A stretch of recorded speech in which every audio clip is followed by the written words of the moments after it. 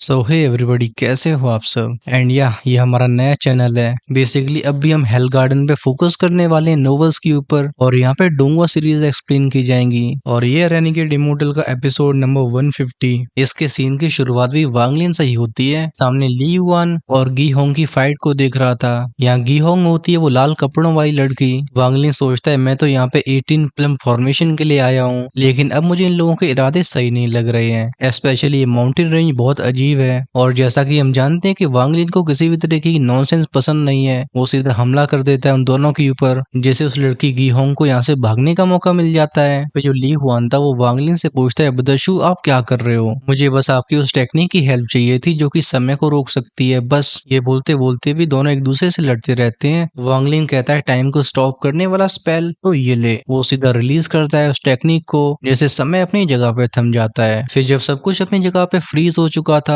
तो वांगलिंग का फिगर सीधा अपीयर होता है ली युआन के बगल में, और वो कहता है मुझे वो लोग बिल्कुल पसंद नहीं है जो मेरे खिलाफ स्कीम करते हैं। फिर क्या बैम के साउंड के साथ हम उस ली युआन को फुटबॉल बनते हुए देखते हैं। लेकिन लगता है वो ली युआन सच में कोई फ्रॉड नहीं था, इसलिए वो फिर से बोलता है ब्रदरशु मुझे आपका वो टाइम स्टॉपिंग स्पेल इसलिए चाहिए क्योंकि उसी की हेल्प से मेरे ली फैमिली की वो शैकल्स टूट सकते हैं, वो सील जो कि मेरी ब्लड लाइन को बांध के रख रही है। वांगलिंग एक बार फिर से अटैक लॉन्च करके बोलता है तो क्या हुआ, तुम्हारी ली फैमिली से मेरा कोई लेना देना नहीं है। ये सुन के वो ली युआन भी समझ गया था कि चीजें नॉर्मली सॉल्व नहीं होने वाली। वो एक सीक्रेट टेक्निक का इस्तेमाल करके इस पूरे माउंटेनियस एरिया को कंट्रोल करता है, जिससे वांगलिंग प्रेशर में आ जाता है। एट द सेम टाइम क्योंकि ये पूरा स्पेस ही उसके कंट्रोल में था, तो जो भाग रही गी होंग थी उसे भी एक बड़ा सा हाथ स्पेस से तोड़ते हुए वापस ले आया था। ली युआन उस गी होंग को गले से पकड़ के बोलता है तुम मेरे हाथों से बिल्कुल नहीं बच सकती, और अब मैं तुम्हारा सेक्रीफाइस करके अपनी ब्लड लाइन के शैकल्स को हटाऊंगा। और वांगलिंग जो कि उस खास प्रेशर की वजह से अपनी जगह पे जमा हुआ था, वो मनी मन में सोचता है कि मेरा 18 प्लम फॉर्मेशन को हासिल करने का रिस्क कुछ ज्यादा ही हो गया है, मुझे यहाँ से जल्दी निकलना चाहिए। अभी ली युआन के हाथ में जो लड़की होती है वो ली युआन को उसकी फैमिली की धमकी देने लगती है, लेकिन ली युआन कहता है बहुत हो गया, मुझे तुम्हारी और बकवास नहीं सुननी। फिर वो उसे स्टोरी रिंग में रख लेता है। फिर उसका ध्यान गया था वांगलिंग की तरफ। वो ऊपर से इस माउंटेन के प्रेशर को हटा के बोलता है ब्रदरशु मुझे सच में आपकी हेल्प चाहिए, मैं नहीं चाहता था कि आपको ये बुरा सीन देखने को मिले। फिर वो ली युआन कहता है आप बस मेरी थोड़ी सी बात सुनिए। एक्चुअली में बहुत समय पहले मेरी ली फैमिली रिस्ट्रिक्शंस यानी कि फॉर्मेशंस के लिए जानी जाती थी, लेकिन कुछ हजार साल पहले हमारे एंसेस्टर्स के दिमागों में वो ancient celestial slave seal plant करी गई, जैसे हम कभी भी बहुत हायर कल्टीवेशन में ब्रेक थ्रू न कर पाए। उसी समय से हमारी ली फैमिली की सारी किस्मत फूट गई। उसके बाद आने वाली जनरेशंस चाहे कितनी भी टैलेंटेड रही हो, लेकिन जैसे ही वो असेंडेंट स्टेज में पहुंचा करते थे ये अपनी जान को गवा देते हैं। और वैसे भी बाकियों के मुकाबले हमारे ली क्लैन की लाइफ्स बस 30% रह गई थी। इस तरीके से एक के बाद एक जनरेशन अपनी जान गवाती रही। फिर हमारे एंसेस्टर्स ने मिलकर डिसीजन लिया कि हम अपने आप को सैक्रिफाइस करके सील ब्रेकिंग सोर्ड को फोर्ज करेंगे यानी कि बनाएंगे, और इसके लिए हमारे हजारों मेंबर्स ने बलिदान दे दिया। और जैसा कि मैं आपको बता चुका हूँ कि इसके पीछे जी फैमिली का हाथ है, हम उनकी वजह से ही फेल होते आ रहे हैं। अब हमारी ली फैमिली में बस मेरी सिस्टर, मेरी मदर और मैं रह गया हूँ, और जब तक सेलेस्टियल रियम फिर से ओपन होंगे मैं तब तक सरवाइव नहीं कर सकता, इसलिए ब्रदरशु मुझे आपकी हेल्प चाहिए। ली युआन आंसू बहाते हुए कहता है कि मेरे मरने के साथ ली क्लैन की ब्लड लाइन भी हमेशा हमेशा के लिए समाप्त हो जाएगी। वांगलिंग इस ली युआन को बहुत ध्यान से देख रहा था और उसे ऐसा लगता है कि झूठ नहीं बोल रहा है, इस लड़के ने जो भी किया वो अपनी फैमिली को बचाने के लिए था।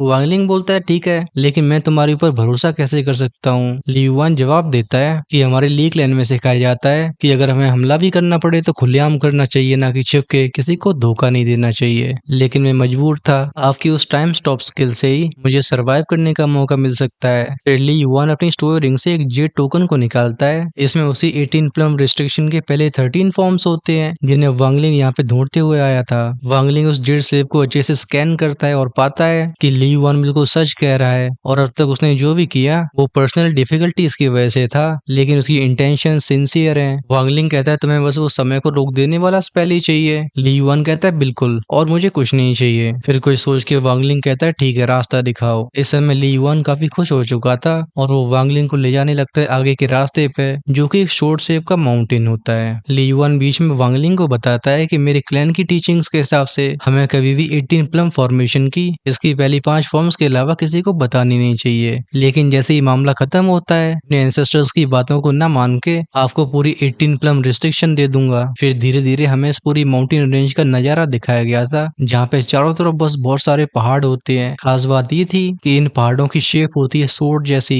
जैसे एंशिएंट टाइम में कोलोसल जाइंट्स इनका इस्तेमाल करते हो। ये दोनों सबसे ऊंचे सोर्ड माउंटेन के सामने पहुंच जाते हैं। ली युआन ने जैसे ही आगे इशारा किया था, माउंटेन में से निकलती हैं बहुत सारी सीढ़ियां, जो कि इनके सामने एक स्टेयरकेस को बना लेती हैं, जो आसमान में फ्लोट कर रही थी। वांगलिंग ये देख के कहता है, तुम्हारी पीक असेंडेंट की स्टैंड के साथ तुमने जब इस इलाके की पावर का इस्तेमाल करके मुझे सप्रेस करने की कोशिश की थी, तब मैं समझ नहीं पाया था, लेकिन अब मैं समझ चुका हूँ। तुम्हारी पावर का जो सोर्स है वही सेम सोर्स पावर इस माउंटेन रेंज में भी मौजूद है, इसलिए तुम नेचुरली इनका इस्तेमाल कर सकते हो। ली युआन बोलता है, ब्रदर शू आपने बिल्कुल सही कहा। आप जिस माउंटेन रेंज को देख रहे हो उसे एंशिएंट एनाइलेशन रिस्ट्रिक्शन से बनाया गया था, जो कि 4 ग्रेट एंशिएंट रिस्ट्रिक्शंस में से एक है। लेकिन इस एरा में इस रिस्ट्रिक्शन को मेरी ली फैमिली के अलावा कोई और कंट्रोल नहीं कर सकता। दोनों इन सीढ़ियों से होते हुए जाने लगते हैं उस सोर्ड माउंटेन की तरफ, जो सबसे ऊंचा था। रास्ते में वांगलिंग को रियलाइज होता है कि रिस्ट्रिक्शन इसका लेवल हेवन अर्थ मिस्ट्री और येलो ग्रिड को भी सरपास करता है। ये सुन के ली युआन कहता है, बिल्कुल सही कहा।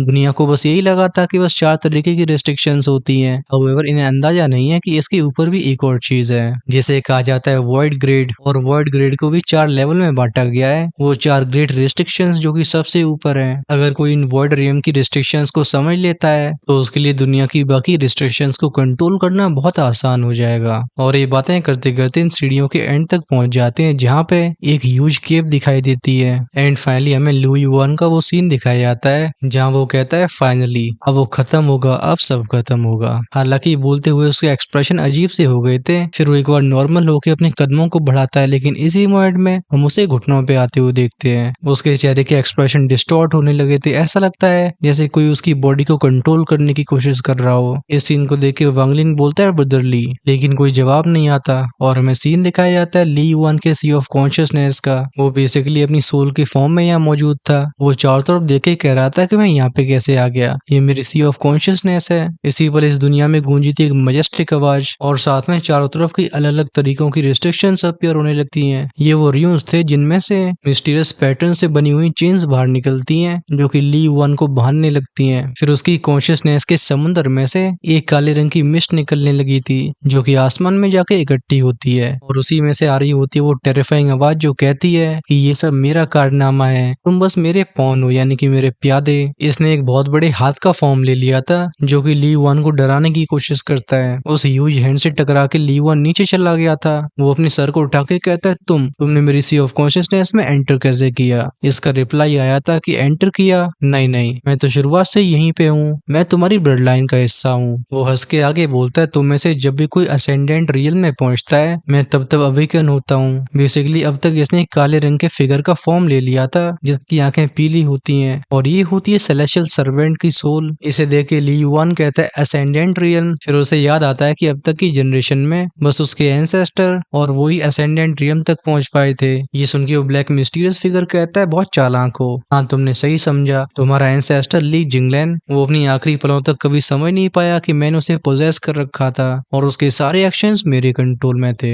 हालांकि तुम उससे थोड़े से स्ट्रॉन्ग हो। ये सुन के ली युआन बौखला जाता है। वो कहता है, ये सब तुम्हारी वजह से हुआ है। ली युआन को झटपटाते हुए देख के वो बंदा मुस्कुराने लगा था। और फिर हमें दिखाया जाता है फ्लैशबैक, जो कि 10,000 साल पुराना था। ये सीन होता है एक बहुत बड़े हॉल का, जिसमें हम काफी ज्यादा बड़ी मूर्ति को देख सकते हैं। के सामने वही ली जिंगलैन खड़ा होता है, ली युआन का एंसेस्टर। फिर जो हमें ब्लैक रोड में दिखाया जाता है वो था जी फैमिली का एंसेस्टर। हमारा फोकस ली क्लैन के एंसेस्टर ली जिंगलैन पे जाता है, जो कि एक सोर्ड को आसमान में उठा के कहता है, मैं आज इस सोर्ड के साथ मैं अपने क्लैन के ऊपर लगने वाले श्राप को तोड़ दूंगा। इतना कह के वो अपनी तलवार को उस मूर्ति के ऊपर स्मैश कर देता है, जैसे सोर्ड का ह्यूज इल्यूजरी फॉर्म टूट गया था। लेकिन उस मोमेंट में हमें मालूम पड़ता है कि ली जिंगलैन को खुद नहीं पता था कि वो किसी के पोजेशन में है, यानी कि वो कंट्रोल हो चुका है। हमारा फोकस जाता है उस गी यनफेंग के ऊपर, जो कि गी फैमिली का एंसेस्टर था। वो बाव करके बोलता है कि मैं अपने एक डिसेंडेंट को लेके आया हूँ, जिसकी ब्लड लाइन बहुत प्योर है, और अगर इसकी हेल्प से अगर मैं इमोर्टल लॉर्ड को जगा सकता हूँ तो ये मेरे लिए ऑनर की बात होगी। एक बार फिर से ली जिंगलैन, जो कि कंट्रोल हो चुका था,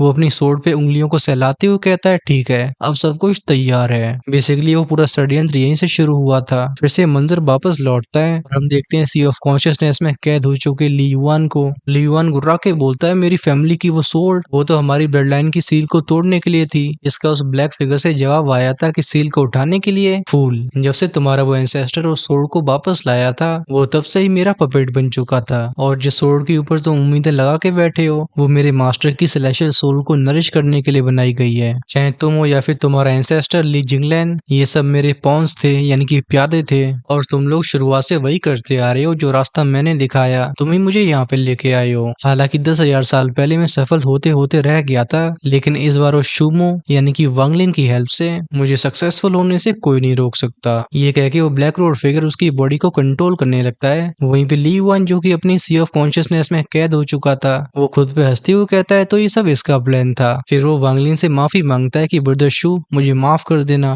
बेसिकली अभी वांगलिन शुमो की आइडेंटिटी में होता है, यहाँ कोई भी उसके रियल नाम को जानता नहीं था। एक बार फिर से सीन बाहर का दिखाया गया था जहाँ पे वांगलिन उस ली युआन से कहता है ब्रदर ली क्या हो गया, तुम इस तरीके से अचानक से रुक कैसे गए हो। इसी पर हमारा ध्यान जाता है उसकी सोर्स स्पिरिट के ऊपर, जो डरते हुए कहता है मास्टर मास्टर मुझे यहाँ पे कुछ गलत हो रहा है। जब से हम इस गुफा के सामने अपीयर हुए ऐसा लग रहा है जैसे हम किसी के ट्रैप में फंस चुके हों। फिर से फोकस गया था ली युआन के ऊपर, लेकिन अभी नकली ली युआन होता है जैसे वो सोल सर्वेंट कंट्रोल कर रहा था। वो फिर से खड़ी होके बोलता है ब्रदर शू चलो अंदर चलते हैं। ये कह के दोनों उस केव के अंदर जाने लगते हैं। हाउएवर इस समय वांगलिन को शक हो चुका था। वांगलिन मन ही मन में सोचता है कि अभी अभी एक सेकंड के लिए क्या हुआ, ये मेरा इल्यूजन था। एंड फाइनली दोनों पहुंच जाते हैं उसी हॉल में जो कि हमने जस्ट फ्लैशबैक में देखा होता है। वांगलिन उस बड़ी सी मूर्ति को बहुत ध्यान से देखने लगा था। जब उसकी नजरें मूर्ति के चेहरे पे जाती हैं तो अचानक से उसके दिमाग में एक सीन अपीयर होता है। यहाँ पे हजारों कल्टिवेटर्स आसमान में फ्लोट कर रहे थे। ऐसा लग रहा था जैसे टेरिफाइंग बैटल चल रही हो।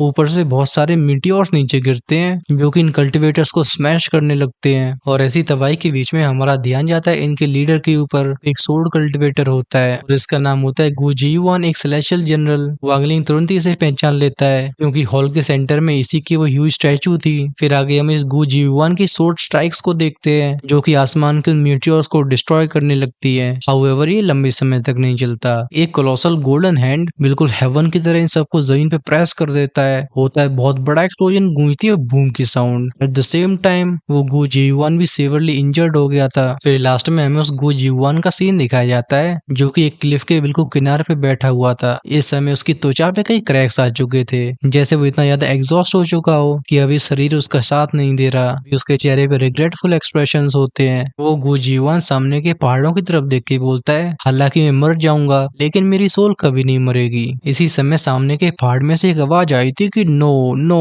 वांगलिन जो कि इस पास के सीन को देख रहा था वो खुद सोचता है कि ये क्या है, ये पुकारने वाला कौन है। हम एक बार फिर से फ्लैशबैक से बाहर आते हैं। इस समय ली युआन जो कि ऑलरेडी पोजेस हो चुका था वो पहुंच चुका होता है उस बड़ी सी मूर्ति के सामने। वो तुरंत ही प्रिंसेस गीहोंग को जमीन पे बाहर निकालता है। वो गीहोंग चिल्लाने की कोशिश करती है कि नहीं नहीं, लेकिन तभी ली युआन की तलवार घूमती है और वो गीहोंग सेक्रीफाइस हो जाती है। उसकी सोल को ली युआन ने कैप्चर कर लिया था। साथ में उस प्रिंसेस गीहोंग का जो ब्लड होता है हम उसे अपने आप ही उस स्टैचू के ऊपर चढ़ते हुए देखते हैं। वो धीरे धीरे करके उसकी आंखों तक पहुंचता है। ऐसा लग रहा था जैसे मूर्ति रो रही हो। फिर वो ली युआन उस प्रिंसेस की सोल का फाइनल सेक्रीफाइस करता है। जैसे ही उसने सोल को छोड़ा था वो सोल सीधा उस मूर्ति में समाने लगती है। तुरंत ही स्टैचू में बहुत सारे क्रैक्स फैल गए थे। इसी समय वो ली युआन पीछे चिल्लाता है कि ब्रदर म्यू मेरी हेल्प करिए, लेकिन तब तक वांगलिन ऑलरेडी अपनी सोर्ड स्पिरिट को लॉन्च कर चुका था जैसे वो इस जगह की तहकीकात कर सके। बेसिकली वांगलिन का जो सोर्ड स्पिरिट होता है उसका नाम होता है शू लुग्यो। शू लुग्यो काफी जल्दी वांगलिन को बता देता है कि मास्टर वो सोर्ड एक्चुअली में स्टैचू के अंदर है, क्योंकि इस पूरे प्रोसेस को हैंडल करना ली युआन के लिए भी आसान नहीं हो रहा था।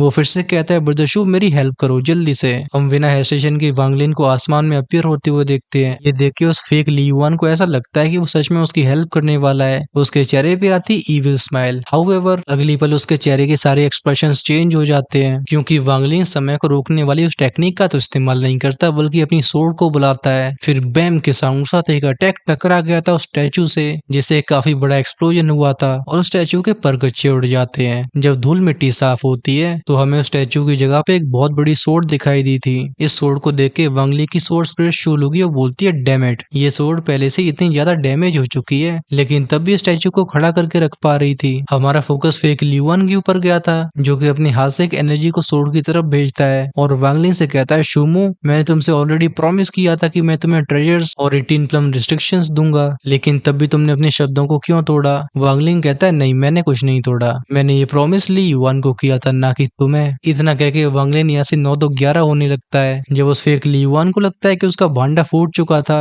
उसके चेहरे पे वो इविल स्माइल रिवील होती है। वो कहता है तुम कहीं नहीं भाग पाओगे, ये पूरी माउंटेन रेंज मेरे कंट्रोल में है। जैसे वो एक इशारा करता है, हम तुरंत ही जमीन में रेस्ट्रिक्शन पावर को फ्लो होते हुए देखते हैं, जो कि एक चट्टान के ऊपर इकट्ठी होने लगी थी और एक ह्यूज फॉर्मेशन को बनाती है। इसने पूरी माउंटेन रेंज को ढक लिया था। वांग लिंग जो कि यहाँ से भागने की कोशिश कर रहा होता है, वो अपनी जगह पे जम जाता है। उसके आसपास बहुत सारे डिस्ट्रेक्शन के र्यून्स अपीयर हुए थे। फिर स्पेस में से क्रैक बैम की साउंड गूंजती है। इसमें से निकलते हैं तो बड़े बड़े हाथ जो कि उसे पकड़ के वापस ले जाने लगते हैं। हाउएवर वांग लिंग भी इतना हल्का नहीं था। वो जब रिलीज करता है अपनी पावर को, तो वो दोनों कोलोसल स्टोन हैंड्स भी तबाह हो जाते हैं। फिर जब उस एक्सप्लोजन की डस्ट साफ होती है, तो हमें वो यिन कॉर्ड्स पपेट दिखाई दिया था, जिसे वांग लिंग ने पहले रिफाइन किया होता है। हाउएवर इसे देख के वो फेक लिu युआन बिल्कुल परेशान नहीं होता है। उसके हाथ के एक इशारे पे जमीन फटती और निकलती है बहुत सारी रिस्ट्रिक्शन से भरी हुई चेन्स, जो उस यिन पपेट से रैप करके उसे घसीटते हुए लिu युआन के पैरों तक लेके आती हैं। लिu युआन उस पपेट की खोपड़ी पे लात रख के बोलता है, तुम बस इसके साथ मुझे हराना चाहते हो, लगता है तुम कुछ ज्यादा ही भोले हो। वो एक बार फिर से कहता है कि मेरी हेल्प करो, हो सकता है मैं तुम्हें जीने दूं।